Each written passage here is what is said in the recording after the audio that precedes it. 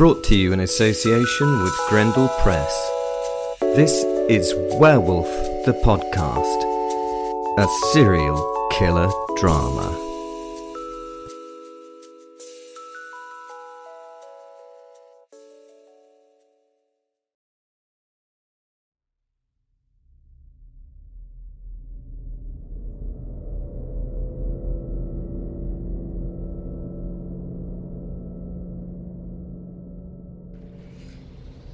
Fenrir. My brother's soul still ran as he always had, so very silent, so very swift, so impossible. The forest bent and warped around him as though it tried to help him with every footfall and every jink he took. Nothing got in his way. All about him supported his journey. For me, the forest did the bloody opposite. All it tried to do for me was get in the bloody way. Roots reached for me paws, low branches struck me shoulders and head. Brambles not only clung to me, but seemed to reach for me, to wrap deep into me fur and try to imprison me. Still, fuck it all, I gained upon him. He no longer ran as the wolf I remembered. There was a strange weariness in him. I smelt grief rise as a stink from his eye, and grief makes everything that suffers it makes them slower.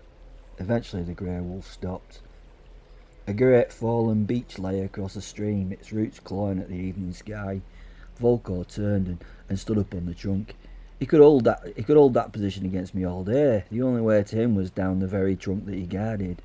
His head dropped, his ears flattened as his hackles rose.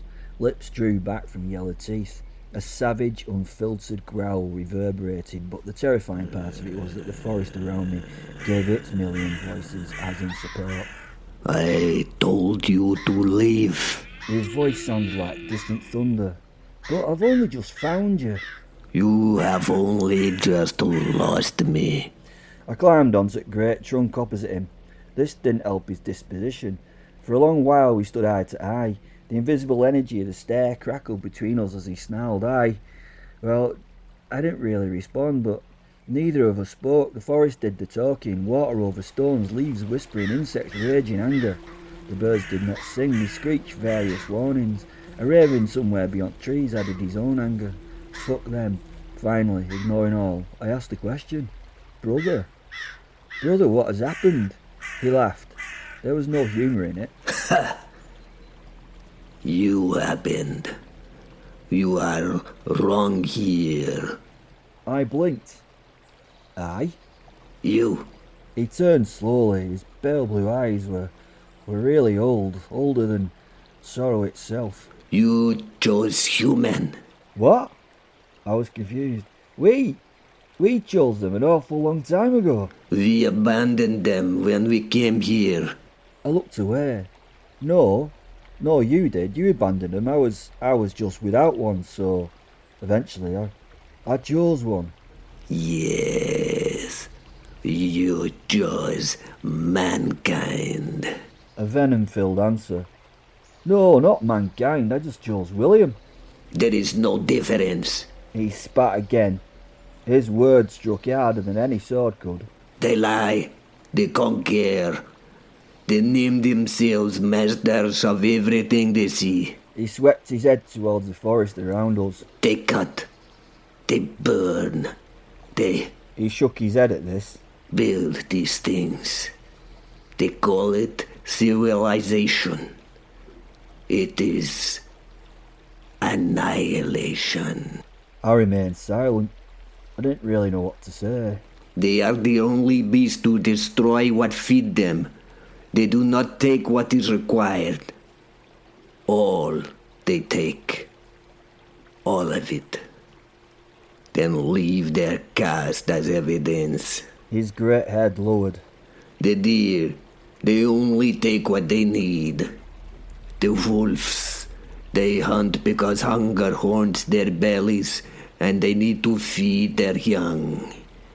The bear gets fat as he strips the blueberries from the bushes. The trees, Fenrir, the trees only suck water from the ground and eat only the sunlight. Men destroy simply because they wish the world to look different for them. It has to change for them. You understand this? They are a plague species. His voice became quieter now, almost gentle. They make the world theirs, not nature's. Not anymore ours. I thought of William, then at village, then at endless tree stumps. But you've been killing men. He looked at me. No, I wanted to, but my Dreana hated the idea of my killing them. She is merciful in her nature. Everything became still. It seemed that living things around me had become silent at that name. What's a Dreana? First sign Volchor's manner changed instantly. He raised his head. He became his old self once again. It transformed him, not into a monster, but into a wolf I remembered. Dreana was everything. All of nature here. Dreana. He spoke her name with extraordinary tenderness. He sat wearily as he reminisced. It was so heartwarming for me, a reminder of what he'd been before. She laughed whenever the wind blew. She thought squirrels were ridiculous, but gave them her acorns. This confused me. Acorns? She insisted every oncoming season would be the best season. He looked upwards toward the canopy before he laughed. She was wrong almost every time. But she believed it anyway, and because she did, so did I.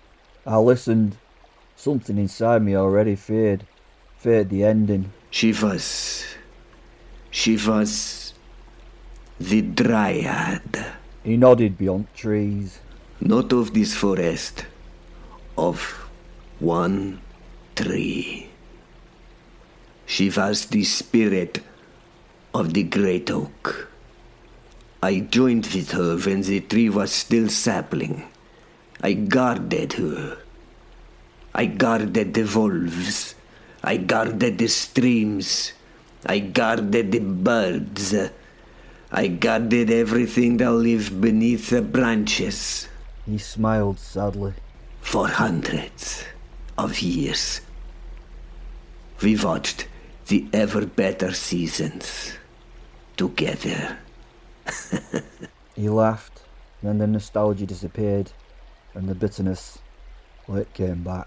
And then they came. These men who claim to be of Christ. I needed to ask a question. They cut down Dryad's tree. He simply nodded. I wanted to kill them. She disallowed it. So then I begged them not to do their axe work. His voice cracked. But they could not hear me. I stood among them. I roared. I tried to break their tools. They did not see. They did not feel. They just cut with their axes. He closed his eyes. Again and again. Every blow a wound. She screamed so much. Each axeful was a cry. And then the last blow. I still hear it, brother. I still hear it in my heart. I wish not to. Why did she stop me? Silence. I had no answer. All seemed quieter, even stream. When the oak fell, Dreana fell with it. My heart sank. I thought she had died. His great paws trembled beneath him. But Dryads do not die so easily. I looked up. What became of her? Volchor looked back towards distant village. She became at that time a human child. What? I frowned. The soul of her tree survived, but her memories did not. She awoke again as a little girl. No knowledge, No past. No understanding of who she had been. Only one instinct remained. To stay close to the wood that had once been her entire body. William's thoughts flickered somewhere far behind me. He was calling. I scarcely heard him. The church? I whispered. Volchor nodded. They built it. They built that from her very bones. The words hung between us. I had nothing really. Every beam, every roof timber, every carved pillar. The church was not merely built from oak, it was built from Dreana the Dryad herself. I found her, later. Volchor's voice became softer than the wind itself. She smiled at me. My heart lifted. Did she remember? He shook his head. No. Pain filled his eyes. She thought I was... big dog? A big dog. His voice finally broke. And I realized I had already lost her. A tear fell from beneath a pale eye. It vanished into moss. I would have killed the foresters, killed the charcoal burners, killed anyone who carried an axe. I thought if I stopped the forest, stopped it from shrinking, perhaps she could remember. He looked at me. But, my brother, I was wrong. Dreana, my Dreana, she cried whenever I wanted to kill for her. To her, I would then become a monster. She said to me, she said monsters murder. She asked me. His voice dissolved into grief. Why would I become one? The forest, well, it became utterly silent and neither of us spoke, because there are some answers that even wolves cannot find.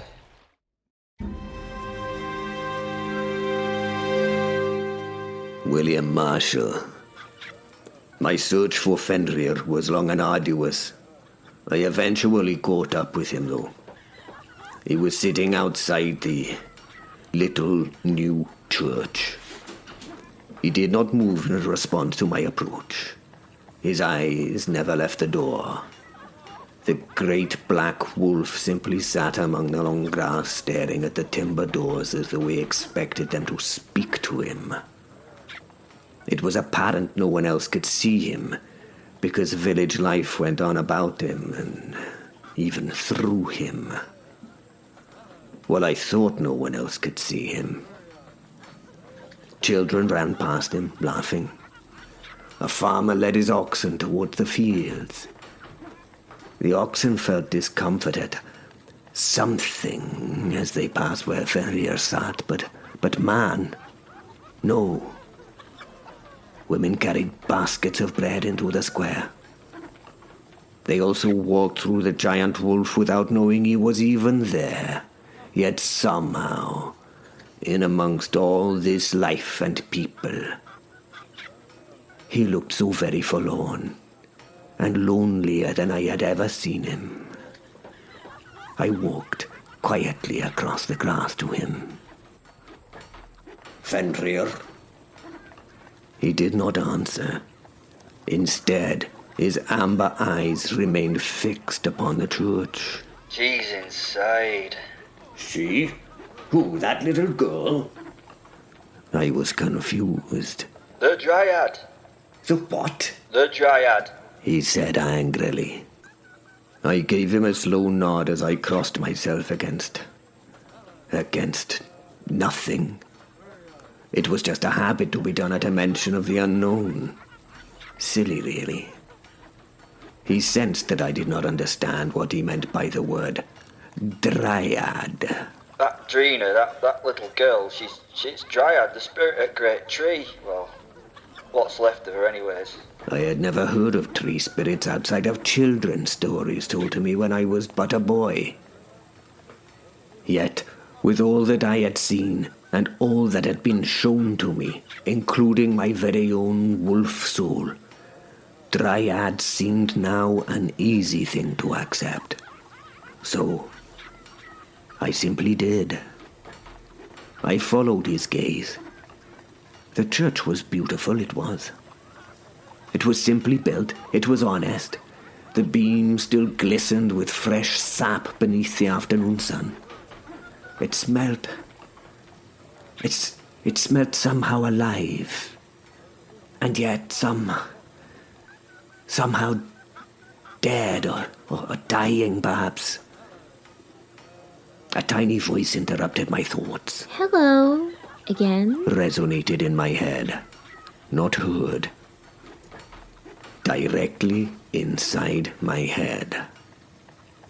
The little girl from the clearing stood beside me.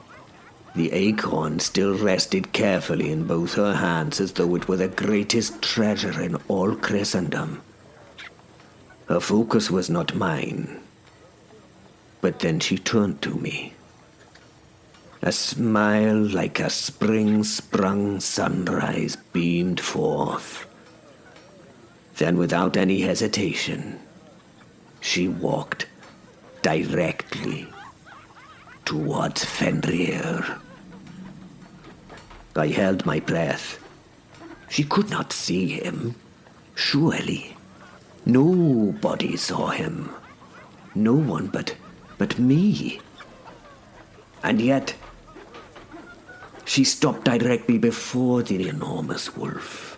She tilted her little head, and she gave him an even brighter smile than the one she offered me. You're a very big doggy. Burst into my brain.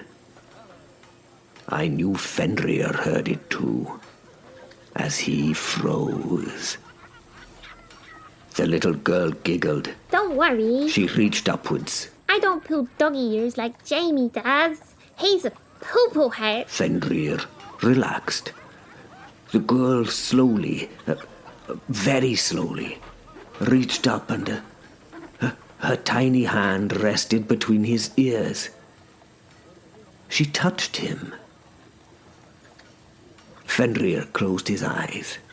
He made no sound, but I felt something pass between us. Not words, not thoughts. Simply a deep form of sorrow as the little girl gently scratched behind one great ear and then the other. My other doggy's lonely. Doggies get lonely. Fenrir remained perfectly still. It's okay. I get it. I get lonely too. I think you look kinda lonely. His breathing became unsteady. She smiled. Can I sit with you? Without another word, she plonked herself down on the grass beside him and leaned comfortably against a wolf that to all but me and her did not exist. Once resting there, she began arranging little acorns into neat little circles in the grass next to her. Fenrir watched every movement, almost afraid she would disappear. Eventually, she looked up to him. Why are you sad? His ears lowered. I could sense his disquiet with such a question. I answered for him. "He's lost somebody, he has," I told her. She stopped her arrangement and put her finger to her chin as if pondering much. Then after a pause, nodded thoughtfully. What? She looked confused. Time passed. "I'm sorry," I told the little thing. So am I. She answered before looking towards the church. Father Etienne says people stay where they're loved. The statement was quite flippant as she returned to the important process of arranging the nuts. Fenrir slowly turned towards her. His great golden eyes widened. You don't really go away. He murmured. They just stay differently. She smiled. Then silence. A pause in the organizing. Then she carefully picked up another acorn, scrutinizing it carefully before saying, I think that's a very nice thing to say. Fenrir's voice entered my thoughts. It was barely a whisper. She's a little girl, but she speaks like fair, William. I looked at him. Does she remember, do you think? His answer came immediately. No, He sounded utterly broken. not one leaf, not one moment. Movement behind us. I turned.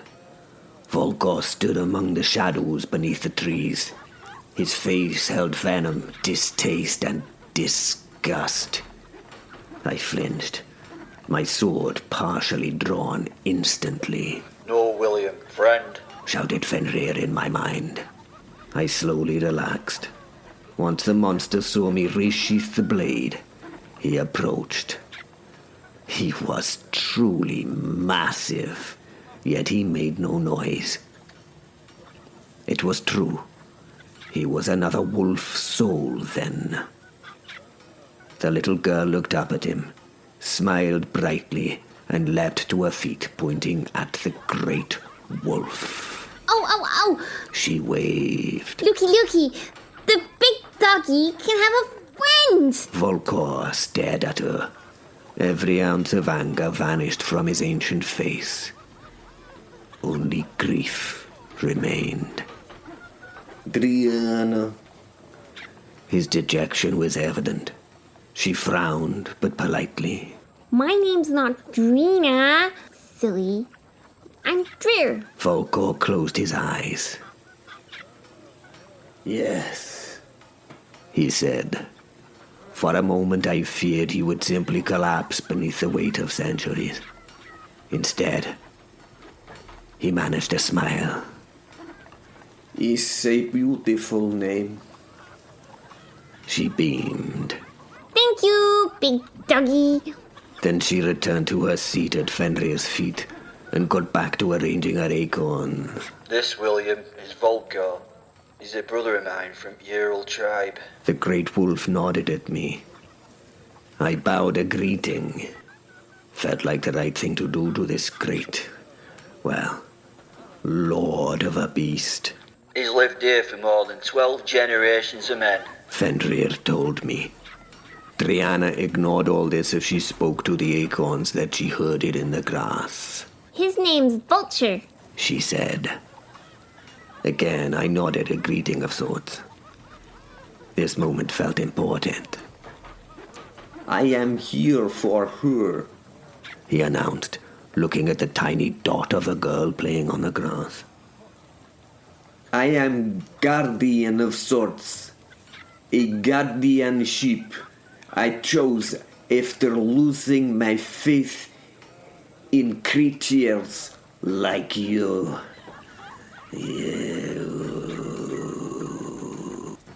He said somewhat bitterly whilst meeting my eyes. We held that look for a while. That laugh broke the stare. We all looked at the little girl as she giggled and chastised the acorn she held. She was completely unaware that the creature watching her had guarded her through 600 seasons. Volchor looked at me. Men, you see? His voice was quiet. I cannot hit them because of here. I frowned. But you killed them, you do? I blurted. I have not killed them yet. Came back from the angry beast, a snarl evident in his voice. I will kill them, though. If I can get my Dreana to understand why I would kill them. And then I kill any who carry the axes. He looked towards the forest. I would not kill children, I think. I would not hunt the old and the infirm. They, he nodded at Dreana. They have left food beside widow's door in winter. We have driven wolves away from their sheep. I stared. He continued. We have spent centuries protecting them. Protecting them when they were part of nature. He looked back at the church. But then, that was built, and all things changed. Now the forest and his kin are wrong. They call it evil. They do not abide with it, and us but ravage and destroy all. Before I could answer, Father Etienne emerged from the church carrying a bundle of candles. The little girl ran towards him. To him, she was mute, but we could hear her inside our own heads. We could hear her shout, "Father!" Father! He smiled warmly. "Oh, there you are," he said as he gathered her in his arms. She hugged him tightly, and she pointed at us. The priest simply laughed. "Have you been bothering the brave knight?" he asked her. She mimed crying, balling her fists and grinding them into her eye sockets, then pointed at Fenrir and Volchor. Father Etienne looked around the empty churchyard. There was, of course, nothing where she pointed. He smiled indulgently. "I think perhaps you've been taking to imagination, have you not?" She shook her head vigorously in a child's angry no. She held the man's chin with her small right hand and turned his head as she pointed directly at Fenrir. The priest looked straight through him, saw nothing. "My child," he laughed before gently placing her on the ground and taking her tiny hand in his. "Please, Dreana, do come inside. Stop bothering Sir William.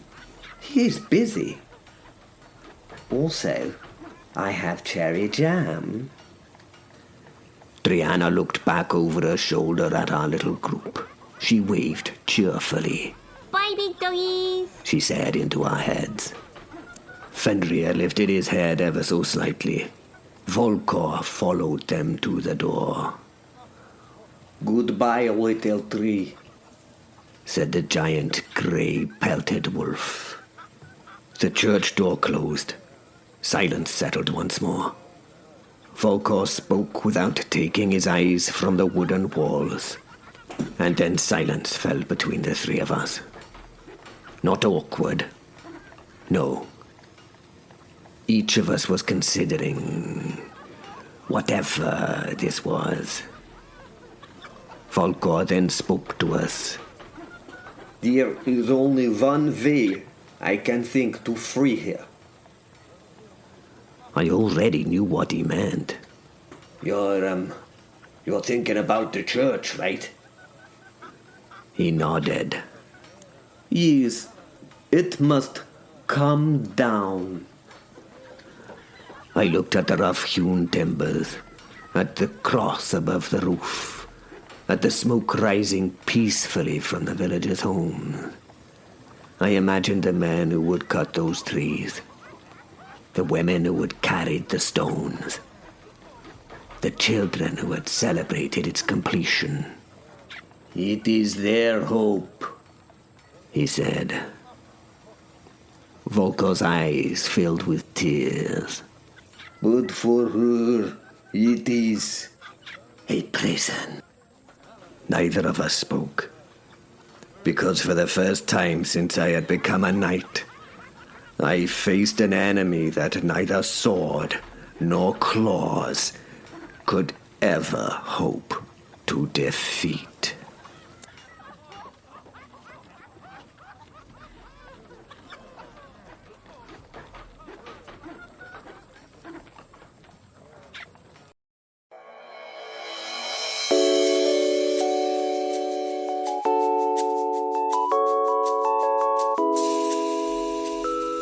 Brought to you in association with Grendel Press.